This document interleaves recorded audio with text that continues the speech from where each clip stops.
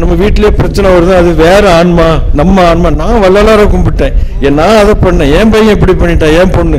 அதுக்கு விளக்கம் பாருங்க. அண்ணன் ஒரு அம்மா உட்கார்ந்துட்டு இருக்கிறாங்க, திருமதி சரவணன்.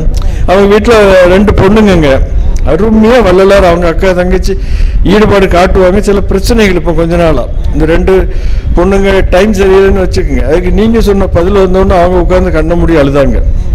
கரெக்டா சொன்னீங்க, அந்த ஆன்மா வேற. அந்த இது பெரிய சரி பண்ணலாம். இவர்கள் காண்டகட்டியாக மாற வேண்டும். இவர்கள் இறைவனுடைய அருளை பரிபூர்ணமாக பெற்றுக்கொள்ளக்கூடிய ஒரு காரணம் வரும்பொழுதுதான் அந்த மகன் மகள் உடனே கட்டுப்பட்டுருவாங்க. இதுக்கு அது புத்தி சொல்ல வேண்டியதில்லை. இறைவனுடைய அருளே அங்கே பரவி அவர்களுடைய குடும்பத்தை இப்படி இவங்க வள்ளலாற்று நம்பிக்கை இழக்காம இன்னும் வேண்டணும் அவங்களுக்கு. அந்த நிலைப்பு இப்ப இவர்களுக்கு இந்த அம்மா சொன்னீங்களே கல்யாணி அம்மான்னு, இவர்களுக்கு எப்படி கேட்ட மாத்திரத்துக்கு காது மூலமாக போய் அவர்களுக்கு உணர்வு ஏற்பட்டதோ, அதாவது எதையும் ஒரு ஒரு சபையில திடீர் ஒருவர்கள் எனக்கு இந்த மாதிரி இருந்துச்சுன்னு யாரும் சொல்ல மாட்டாங்க, வந்தாலும் சொல்ல மாட்டாங்க. ஏன்னு கேட்டீங்கன்னா வெட்கம் காக்கும். அப்போ இவர்கள் அந்த பரிந்து உள் உணர்ந்த ஒரு காரணத்தினால நான் அதை சொல்றேன். சாட்சி இனிமே நல்லா இருக்கும், நல்லா இருக்கும், நல்லா இருக்கும். அப்போ அந்த மாதிரி ஒரு நிலையை உண்டு பண்ணிடணும். பெண்கள் எல்லாம் முடியாது என்று நினைக்காதீங்க. அதாவது எல்லோரும் ஆண்கள் மட்டும்தான் இறைவனை அடைய முடியும், பெண்கள் அடைய முடியாது என்ற ஒரு கோட்பாடை மாற்றி அமைச்சது ராமலிங்க சுவாமிகள் மட்டும்தான்.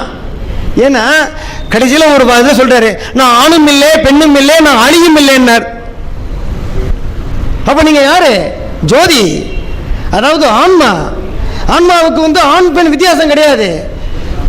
ஏற்கனவே செய்த ஊழ்வினையின் காரணமாக ஆணாகவும் பெண்ணாகவும் நல்ல ஒன்றையும் கெட்ட ஒன்றை மாற்றுறதும் இந்த மாதிரி போறதெல்லாம் ஊழ்வினையின் காரணமாக. எனவே நீங்கள்லாம் கடும் விரதம் கொண்டோ கடும் துன்பத்தை அனுபவிச்சோ இறைவனிடத்தில் மாறிட வேண்டும் என்பது கிடையாது. சாதாரணமாக சகஜமாக இருக்கணும். இந்த மாதிரி இந்த தீப வழிபாடு அருட்பெருஞ்சோதி மகாமந்திரம் மட்டும் போதும். அடியவன் அருட்பெருஞ்சோதி மகாமந்திரத்தை மட்டுமே சொல்லி இந்த நிலைக்கு வந்தேன். வேற 6ஆம் திருமுறைகள்லாம் அதன் பிறகுதான் படித்தேன். அது என்ன இப்ப உட்கார்ந்து பெறட்டுமே, அவ்வளவுதான். எனக்கு ஓதாவது உணர்த்தினார்கள் ஐயா. எந்த நேரத்திலையும் அருட்பெருஞ்சோதி ஒன்றும் இல்லை. ஒரு தஞ்சாவூர்ல கல்லணைக்கும் பக்கத்து ஒரு அம்மா வீரமா காளி வழிபாடு செய்து கொண்டிருப்பார்கள்.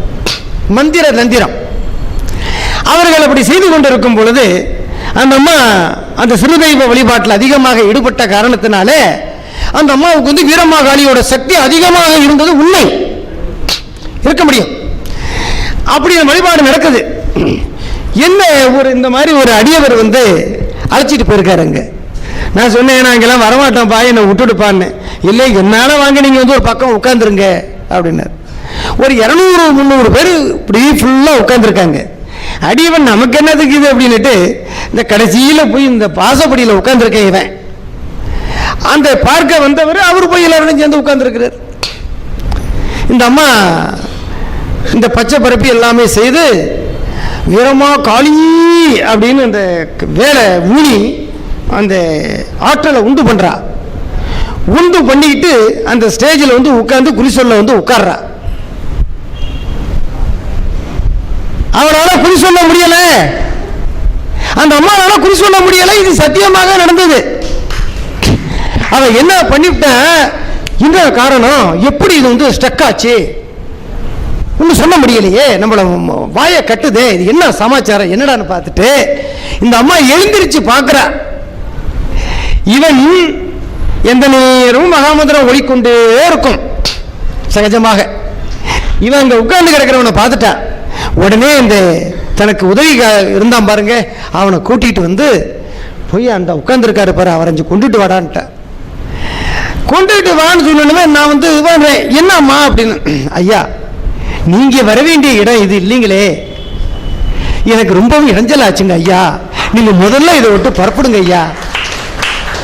நீங்க யாருக்கு ஐயா பார்க்க வந்தீங்க அந்த உட்கார்ந்துருக்கிறாரு அவருக்குமா அப்படி எப்பா பெருந்தெய்வத்தையே கொண்டுட்டு வந்து நீ என்னகிட்ட வந்து நிக்கிறியே ஏயா என்னுடைய இதே எல்லாமே தடப்பட்டு போச்சுப்பா, முதல்ல நீங்க 2 பேரும் போங்க. எப்படி அந்த மாதிரி அருட்பெருஞ்சோதி மகா மந்திரத்துக்கு எந்த அளவுக்கு பவர்னு பாருங்க, கட்டுப்படுத்திடும். அதனால அருட்பெருஞ்சோதி மகா மந்திரத்தை பரிந்து உணர்ந்து சொல்லுங்க, நீங்க எல்லாம் சொல்லுங்க, விட்டுறாதீங்க. இப்ப கிடைச்ச பவரை விட்டுறாதீங்க.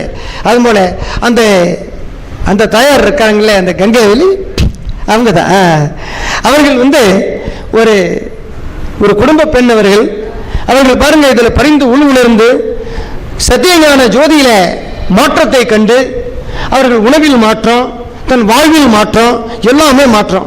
இன்னைக்கு இந்த அடியவன் அவர் வீட்டிலேருந்து சாப்பாடு கொண்டு வந்து இவன் இன்னைக்கு சாப்பிடுவதற்கு சம்மதமாயிற்று. காரணம் என்னன்னா பெருமானுடைய பெரும் பங்களிப்பு அந்த அம்மா. அதனால இதில் ஆண் பெண் வித்தியாசம் அல்ல. நீங்களெல்லாம் இறைவன் ஆகலாம், தெய்வம் ஆகலாம், நீங்களாம் இறக்க வேண்டியதில்லை. நீங்களாம் அது மாதிரி தெய்வ வழிபாட்டில் இருந்தீங்கன்னா தான் குடும்பம் பண்ண முடியும். இப்போ ஏன்னா முன்ன உள்ள காலங்கள் வேறு, இப்ப கலிகாலம், எல்லாம் துன்பமாக தான் வரும். நீங்க யாருக்கு நல்லது பண்ணீங்கனாலும் கெட்டது தான் வரும் இப்போ. அதனால உங்க பிள்ளைங்க உங்கள்கிட்ட சொன்னதை கேட்காது, உங்க மருமக உங்கள்கிட்ட சொன்னதை கேட்க மாட்டான், பிள்ளைய விரட்டி விடுவான். இவ்வளவு துன்பம்லாம் நடக்கும். உங்களுக்கு ரிட்டையர்ட் ஆன காசு வராது. எவனாவது ஒருத்தர் தப்பு பண்ண போது நீங்க கையெழுத்து போட்டிருப்பீங்க, பணம் நின்று போயிடும், ரிட்டையர்ட் ஆகி பென்ஷன் வராது. இவ்வளவு துன்பங்கள்லாம் இருக்கும். அந்த துன்பங்கள் எல்லாம் தீர்வதற்கு அருட்பெருஞ்சோதி தனிப்பெருங்கருணை அருட்பெருஞ்சோதி மகாமந்திரத்தை சொல்லி நீங்க வளர்த்து போய் நில்லுங்க, எல்லா கதைகளும் வெற்றி ஆகும். அதனால நான் ஒரே நாளில் சொல்லிட்டு போய் நின்று எனக்கு வெற்றி ஆகலன்னு போன் பண்ணாதீங்க, பரிந்து உணர்ந்து செய்யுங்க, நிச்சயம் நல்லாவே இருக்கும். அதனால என்ன, வாடிய பயிரை கண்ட போதெல்லாம் வாடிய வள்ளல், அந்த வள்ளலின் கையில் 10 லட்சம் இருந்தால் வறியவருக்கு அதுவே சுபதினம். அந்த வள்ளல் வந்து அதுகிட்ட அண்டாண்டங்களுக்கு அப்பாலும் அருட்பெருஞ்சோதி ஐந்தொழிலையும் நான் செய்ய தந்தனை போட்டினின் பேரருள் போட்டினின் பெருஞ்சீர் ஆற்றலின் என்று ஓங்கிய அருட்பெருஞ்சோதின்றார். ஆகவே ஒவ்வொரு தெய்வங்களும் ஒவ்வொரு தொழில் தான் செய்யும். சிவன் மறைத்தல், விஷ்ணு காத்தல், பிரம்மா ஆக்குதல், இந்த சதாசிவம் இவங்கெல்லாம் வந்து ஞானம் வருணுதல் அருளுதல். இந்த மாதிரி இவங்களும் ஒவ்வொருத்தரும் ஒவ்வொரு டிபார்ட்மெண்ட் உடையவர்கள். அவரவர்கள் தொழில் தான் செய்ய முடியும், அடுத்த தொழிலை செய்ய முடியாது. சிவனால காக்க முடியாது, விஷ்ணுவால எரிக்க முடியாது. ஆனால் முப்புறத்தில் நின்று எரித்த சிவபெருமான், இது தென்னையில் என்னது பட்டினத்தார் பாடுவார் ஒரு பாடல், அன்னை ஈட்டத்தி அடி வயிற்றிலே பின்னை ஈட்டத்தி தென்னிலங்கையிலே முன்னை ஈட்டத்தி முப்புறத்திலே யானும் ஈட்டத்தி மூழ்க மூழ்கவே. எப்படி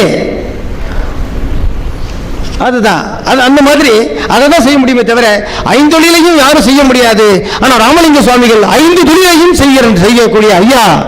அதனால அவர்களை பிடிச்சுக்குங்க. ஏன்னா மனிதனாக பிறந்தவர், மனிதனுடைய அருமை தெரியும். நீங்க திடீர்னு ஒரு இவரை வந்து நான் வந்து ஸ்தாபிக்கிறேன், ஒரு ஆன்மாவை ஒரு உருவாக ஸ்தாபனம் செய்து அவர்களுக்கு சக்தியை கொடுத்து ரோபோவுக்கு உணர்வு தெரியுமா? தெரியாது. ரோபோவை சேர்ந்தவர்கள் தான், அவர்களுக்கு வந்து ஒவ்வொரு தொழில் தான் தெரியும். ஆனால் ராமலிங்க பெருமானுக்கு அப்படி இல்லை. 5 தொழிலையும் நான் செய்ய தந்தனை போட்டினின் பேரருள் போட்டினின் பெருஞ்சி ஆற்றலின் என்று ஓங்கிய அருட்பெருஞ்சோதி என்றார். 5 தொழிலையும் செய்யக்கூடிய ஹெட் ஆஃப் தி டிபார்ட்மெண்ட். அதனால ஹெட் ஆஃப் தி டிபார்ட்மெண்ட்டை பிடிச்சுக்குங்க. ராமலிங்க சுவாமிகள் மனிதனாக பிறந்தவர், நம்மளுடைய நன்மை தீமை அறிவாரு. ஆனா உங்களுக்கு தண்டனை கொடுக்க மாட்டாரு. ஆனா மற்ற தெய்வங்கள் எல்லாம் தண்டனை கொடுக்கும். ஐயா 6ஆம் திருமுறையில் எழுதியிருக்கார், சிறுமொழி பெற்ற இவர்கள் மனமோட போக்கெல்லாம் பலவாறு செய்து விட்டார்கள் என்றெல்லாம் படிச்சிருக்கீங்களா ஐயா? வேண்டிய பகுதியில் இருக்கு. அதெல்லாம் சிறு ஒளியை பெற்றுக்கொண்டு செய்யாதவர்களெல்லாம் செய்துட்டார்கள் ஐயா வருத்தப்படுவார். யார? இந்த மக்களை நம்மள நினைச்சுதான், ஐயோ இவனெல்லாம் இந்த பாடுபடுத்திட்டாங்களே, இவங்கெல்லாம் இந்த கஷ்டப்படுறாங்களே அப்படின்னு சொல்லி அவர் வேதனைப்பட்டவர். அதனால நீங்க எங்க நின்று கூக்குரல் கொடுத்தாலும் சரி, ஐயா ஓடி வந்து காப்பார், அது சத்தியம். ஆனால் நீங்கள் எல்லோரும் சைவத்துக்கு வந்து விட்டீர்களே, ஆனால் அது உன்னதமாக 100 150 உங்களுக்கு பெருகும். ஆனால் சைவமா இருக்கணும். சைவமா இருந்து நீங்க அருட்பெருஞ்சோதியை சொன்னீங்கன்னா அது ஒரு தடவை சொன்னீங்கன்னா அது 1000 தடவைக்கு பொருந்தும். அதே நேரத்தில் 5 அசைவத்தில் இருந்துட்டு சொன்னீங்கன்னா ஒன்றுக்கு ஒன்றும் குறையும். ஆனால் தடுக்கும். ஆனால் தண்டனையே கொடுக்க மாட்டார் ஐயா மட்டும். ராமலிங்க சுவாமிகள் மனிதனுக்கு தண்டனையே கொடுக்க மாட்டாங்க. ஏன்னா அவர் நான் படும் பாடு சிவனே சிவனே, நான் படும் பாடு சிவனே, உலகே நவிலும் பஞ்சுதான் படுமோ, என்னத்தான் படுமோ, சொல்லத்தான் படுமோ, நான் படும் பாடு சிவனே. காண்படும் கனியில் மாண்படுமாறு கலங்கி நின்றேன் கலங்குகின்றேன், நான் படும் பாடு சிவனே. ஏன் படுகின்றனை என்றிருந்தாயனில் என்ன சிவனே என்ன செய்வேனே, நான் படும் பாடு சிவனே. அவர் ஒரு காலத்தில் இந்த சிவனை நோக்கி தான் நின்று வணங்கினாரு. சிவனையே பொருளாக கொண்டவர் தான். சிவத்தை அறியாத போது அவரே சொல்லியிருக்காரு, சொற்பறிவு இருந்த காலத்தில் நான் இதெல்லாம் செய்திருக்கேன். அதனால எந்த தெய்வத்தையும் இகழ வேண்டாம், அவர்களெல்லாம் தப்பாக பேச வேண்டாம். அவர்களிடம் பயின்றது போதும். அதை விட பல்கலைக்கழகத்தில் எல்லாம் சேர்ந்து ஆனந்தமா வெற்றியோடு உங்கள் வாழ்க்கையை தொடர வேண்டும் என்று கேட்டுக்கொள்கிறேன்.